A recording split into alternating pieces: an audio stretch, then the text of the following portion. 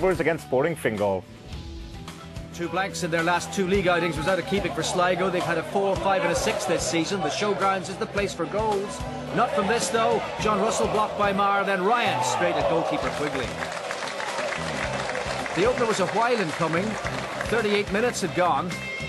The header by Jim Loughlin may not have made it, but the danger remained clear and present. Boko for Ndo, and the perfect cross coming up. One that set up Gavin Pearce to score his first since high summer. They've done a lot of celebrating supporting the Bit of Red. Goal number 44 of this campaign. Quick thinking on the part of Danny Ventry was the key that unlocked Sporting for Sligo's second. This came right on half-time. Ventry in here to send it forward, then Blinkhorn through the eye of a needle for a classy finish from Boko. And there they go again. Rovers by now the league's leading scorers. Liam Buckley can't have been pleased. His half-time words had the desired effect in that Sporting did play further up the pitch. That was Ronan Finn with their best chance. But they were struggling for a foothold, and Sligo were hungry for more. The excellent Davran for Boko, and a cross that gave John Russell a great opportunity to extend the Rovers' lead. He didn't, but not much later Boko did. Doe's corner met by Blinkhorn without the desired effect, but a cucumber-cool finish for the Benin international made it 3. Another knees up in the showground stands. On the pitch, a variation on the theme in celebration of Boko's first league goals in Sligo in almost 2 years. Fingal could have done with 1. Finn involved in setting up Alan Kirby. Kieran Kelly kept it out. And wouldn't you know, Rovers got another. The combination was Alan Keane and then 2 Sligo substitutes.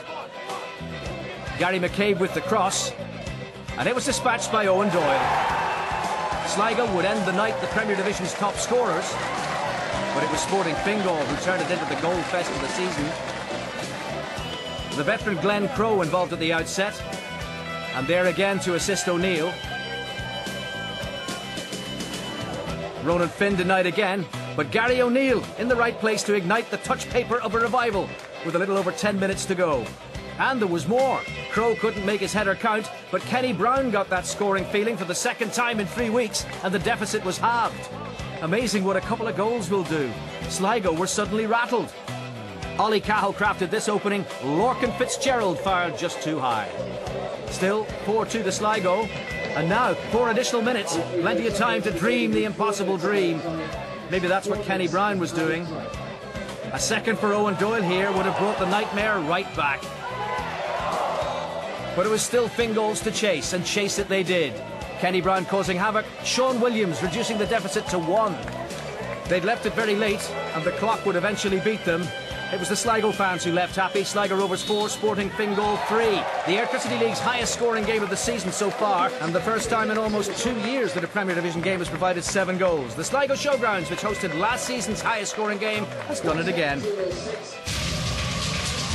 Dragged ourselves back into the game, but ultimately we can't afford to have a first half like we had today. We just played poorly. We never held onto the ball well enough. We didn't create any chances of note, which we need to step up from now at the end of the season. You know, you've got to say fair play to Sporting Fingal for keeping going. You know, but it was a game we should have seen out. And to be fair, on the flip side of that, I think before the game, we wanted to win the game. It was a very important fixture to win. And like I just said to them, we've done that. And I think sometimes at this stage of the season, a lot of people have said it's a results business. And that was the correct result for us tonight.